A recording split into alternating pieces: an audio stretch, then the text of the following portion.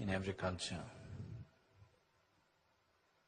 Anything beyond the normal perception of life, anything beyond the normal day-to-day happenings means it's an opportunity to ask and receive things which are not normally available to people. The Santa Claus of the West, who is bag full of gifts, or the traditional 3 boons of India. Whenever God appears, He offers you 3 boons. You can ask Him what you want.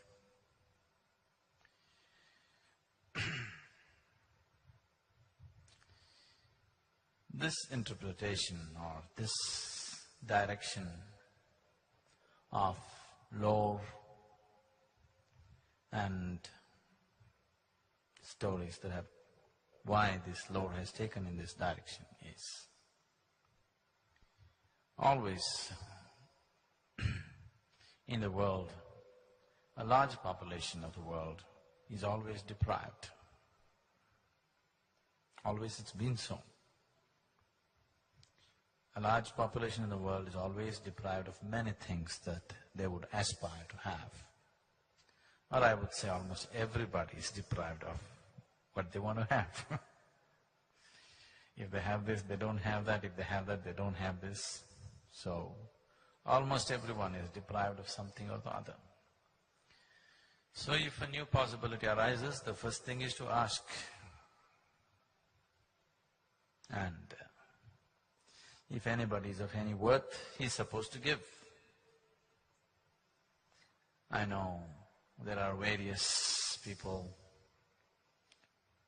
there are various prayers and lamentations of the so-called devotees where they are swearing by the God and saying, if you cannot even give this, what kind of a God are you? If you cannot even do this, what kind of a guru are you? Where is your compassion? In the Shaiva lore, Shiva narrates many stories and incidents to highlight the limitation, to highlight the trouble that one can get into just by giving indiscriminately. The trouble that both the giver and the receiver can get into by simply giving somebody something for which they are not yet there. If they had evolved their life to a point, to that which they are desiring, it would anyway happen. But before they reach there, they want to have it. Before you evolve yourself to a point where you're ready to receive something, if you receive something, the great gift may become a great curse. There are any number of people on the planet who manage to somehow manipulate situations to get something that they want and suffer immensely because of what they received. They would be better off with the desire, but by fulfilling the desire, they get into deep trouble. So both the giver and the receiver can be in a lot of trouble simply by giving something or by receiving something for which they are not ready. Many times human beings, once they attain to a certain level of attainment, they have an urge to be overly compassionate. Misplaced compassion always comes from your ego. You want to be the most compassionate person on the planet. Wherever anybody needs anything, reach out.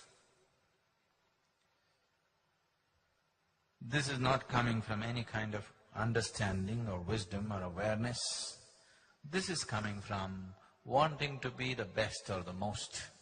Whatever you do, you want to be the most. Wherever you go, even if people say, I'm stupid, people want to say, I'm the most stupid person in the world. Even there they want to stand first. Somehow they want to be the best, one way or the other. I want to be the most intelligent or I want to be the most stupid. I don't want to be lost in between. I don't want to be ordinary. I want to be somehow special. So you want to be the most compassionate. This problem is there among people. They want to be the most compassionate.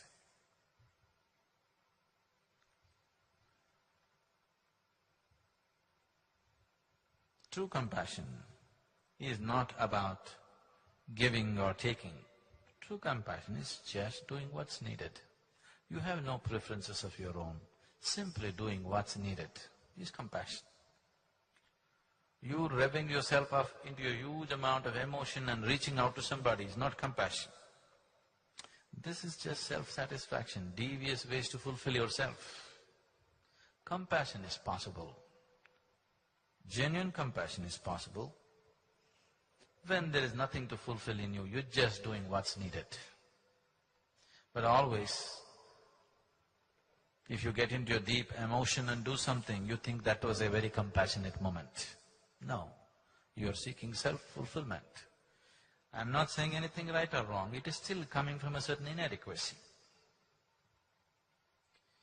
So an overly compassionate sage who was indiscriminately disposing of people's needs because of his austerities, he had attained to a certain capability and he was giving it away. So one day Shiva called him and tried to advise him. See, this is not good. The way you are dispensing gifts and boons to other people, this will not bring well-being to you or to the people whom you give. It may bring you much trouble, it may bring him much trouble, or both of you much trouble. So, stop giving these boons. People come and ask, it's okay, you don't have to give. Parvati, Shiva's wife, who was sitting there, she said, oh my Lord, how is this possible? As it is, there are very few givers in the world. As it is, there are very few people who are willing to give anything in the world. And a few men who are giving, you are trying to restrain them also. What is the point? At least a few men who are willing to give, let them give. You must explain this to me. This is not fair. There are very few givers. That also you want to discount and make it much smaller? Then Shiva said, see, this is not about depriving people of something.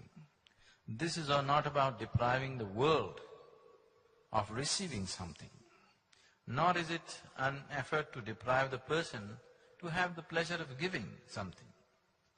It is just that instead of helping people to evolve where they will naturally receive the bounty of life, an unevolved person, if you give something, you will only overburden him. You will only destroy his life. You, if you're concerned about somebody's ultimate well-being, you must put him through the painstaking process of evolving him to a higher possibility where he will receive higher dimensions of life, where receiving just happens to him because he deserves it. If you gift a ton of gold to an ant, it will only crush the ant. It will not make the ant rich. It will only crush the ant. So what you give, how you give is very important. You don't just give because somebody is asking. Let me tell you a story. Once there was a very sweet sage. Sweet one, not like me.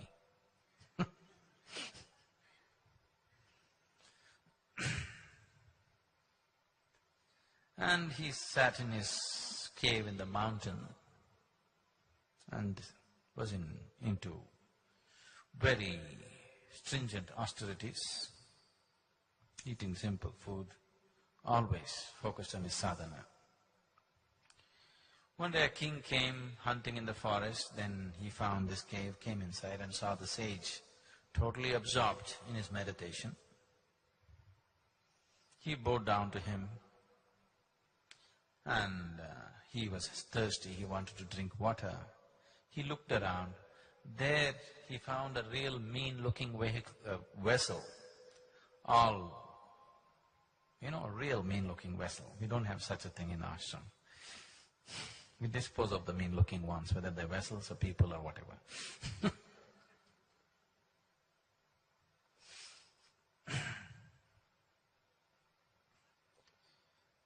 The king thought, such a wonderful human being, so deep in his meditation, so dedicated, why should he use such a mean-looking vessel? So he rode back. Then he sent some of his men and said, leave 2 most wonderful golden urns for him to use, 2 golden vessels. So his king's people came, took away this mean-looking vessel and put up these golden vessels. And after a few days, the sage opened his eyes and to perform his morning ablutions and also for other purposes, he looked for his vessel, it was not there. Because he could not find it anywhere, then he found these 2 golden vessels. It was not very convenient, they were too elaborate, ornate and heavy, but he decided to use it because there was nothing else. Life went on for a few days. One day, a very mean-looking person with a very mean mind, with mean intentions, came in the direction. He walked into the cave and the first thing his eyes fell on the golden vessels. Then the sage welcomed this man, served him a small meal that he had.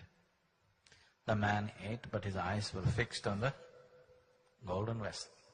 The moment the sage closed his eyes to meditate, the man picked up the golden vessel and ran. When he ran, the sage saw in his meditation this man running away just with one golden vessel. Then the sage ran behind him. Both of them ran. The man saw the sage coming and ran faster and faster. But because of all this yoga, the sage could run faster. By the time the thief reached the town, the sage caught up with him. Then that man, he was too tired to do anything else. He placed the golden vessel at the sage's feet and said, "Forgive me." People gathered around them. And the sage said, "No, I had one more. You just forgot to take the other one. I just came here to give you the other one." And the man didn't know what to do. And the people who looked at this whole scene really humiliated the man, because he stole from such a man who is running behind him to give him the other vessel that he missed out. The sage went back. He went back and he started looking for his old vessel. He searched the whole cave everywhere, here, there. In the process of turning everything around, he pulled out a few baby mice who were there, and also the mother mice. When he turned everything around, these baby mice fell out. The mother mouse, terrified, ran away, abandoning the children. So the sage ended up with 5 little mice. The mother was terrified, never came back. So he started feeding these baby mice with little grain that he had, and they were slowly putting on weight. One day, a cat walked in and mopped up 4 of them. The 5th one, the willy one, went and hid in a corner and escaped. But 4 of them, the cat mopped it up. Then this one mice, he was feeding it and making it grow. Then one day the cat came. He chased away the cat. The mouse was so terrified. So the sage, out of his compassion, thought, how long can I protect this mouse? Every time the cat comes, I'll have to open my eyes, I have to come out of my meditation. This won't work. Out of his siddhi, out of his capabilities, out of his sadhana that he has done, he decided to turn this mouse into a fierce cat. So the mouse became a cat. So the other cat stopped coming because here there is a fierce cat. After some time, a wild dog came looking for the cat. Then he chased away the wild dog, but the wild dog hung around, waiting for an opportunity to get the cat. Then he thought this doesn't work, and again he used his powers, turned the cat into a dog. Then the dog was fine for some time, and the dog likes to roam around. One day he came running into the cave with a tail in between his legs. When the sage saw a panther was chasing the dog, he stopped the panther, chased away the panther. Then he sat there and thought, this is getting too troublesome. Every time I close my eyes, either I have to protect a mouse or a cat or a dog or something. So he decided the best thing is to turn this into a lion. He'll be the king of the jungle. Then I can turn him loose in the forest, he will be safe. I will have no problems. So he turned this dog into a big lion. Now the lion roamed about the forest. When he walked, every other animal ran away seeing the lion. But though this was the body of a lion, it still had the heart of a mouse. He was feeling very diffident. If they come to know that I am just a mouse, what will they do to me? He was always going through the struggle. You know, many people are going through this. They are in the society, in the world, they are like lions, but inside they are like mice. They are constantly struggling within themselves, always. Whenever a person is placed in a situation which is beyond his writ or want, then that person will suffer so much insecurity and fear. Because of this fear, in his mind, so many evil thoughts will arise. This happens every other day in the world. All the time it's happening. It happens here also in the ashram. If you give somebody which is beyond their want, if you give somebody which is beyond their capabilities, if you give somebody beyond what they deserve, suddenly they become so mean-minded because somewhere inside they are small, they have to put on the big act. Now they will start thinking all kinds of nonsense. So this lion was feeling very insecure. He is a lion as far as the world is concerned. Everybody is afraid of him, but within himself he is a mouse. Then he thought, the only other person who knows that I am a mouse is the sage. If I finish him off, nobody will know that I am a mouse. I will be a real lion. With this intention, he walked into the cave. The sage was sitting and meditating. The lion slowly approached him, because if the lion finishes off the sage, nobody in the world will know that this is a mouse. As he came closer, the sage realized. Then he looked at the lion and said, this was not right of me to turn a mouse into a lion. And he turned the lion back into a mouse and said, get out of here, fend for your own life. It is nature for a cat to eat a mouse, for a dog to eat a cat, for a bigger animal to eat the dog. It is natural, unless they evolve to that position. If you give them that position, they will only suffer, and they will bring suffering upon everybody. So Shiva went on with the story, and he went further. I will stop here. Now, this traditional, what to say, temptation that they have created in people. If you ever see a holy person, if you ever see a sage or a saint, first thing is ask for what you want, it will happen. I'm telling you, never ask, because if he is wise, he will not give. But sometimes he is just in a state where he says, okay. If he says, okay, you're in trouble, because you will get something that you're not ready for.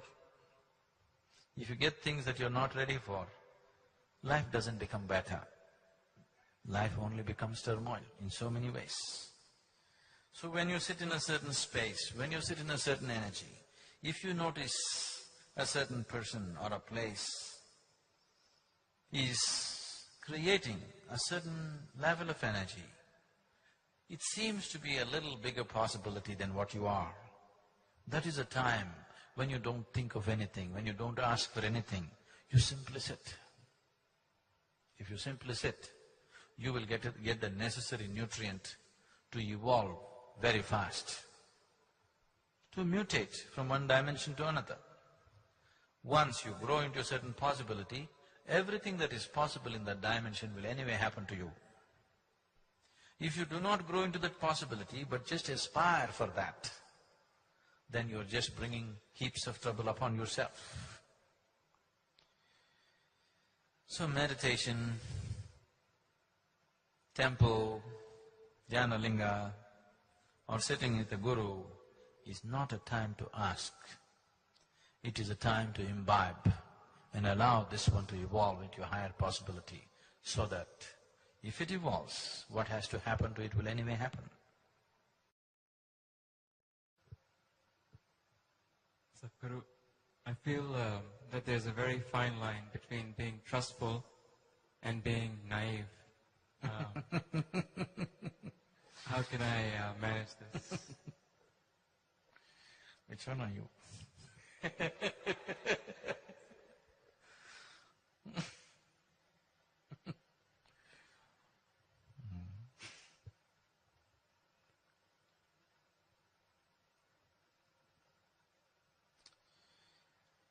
Right now,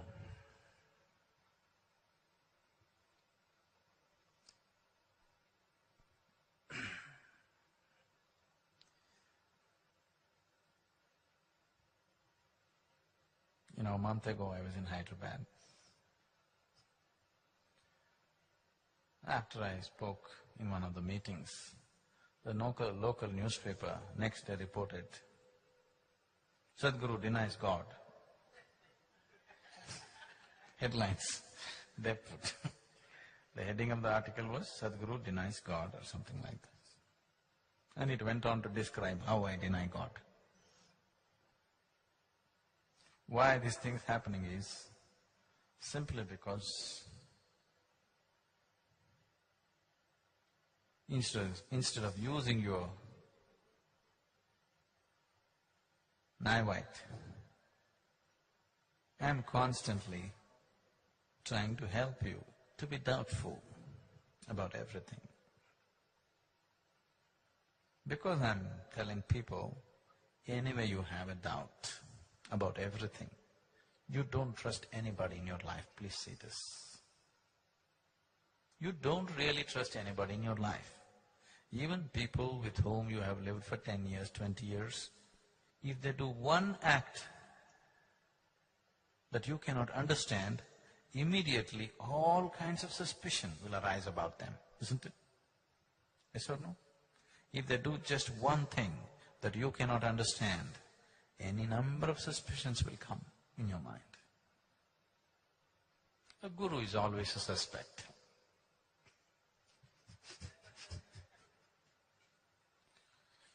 So naturally there are more suspicions about him than anybody else. Unfortunately, that's the reality. That is why the possibility which is so close is so far away. So I'm not asking you to be trustful. I'm always asking you to doubt.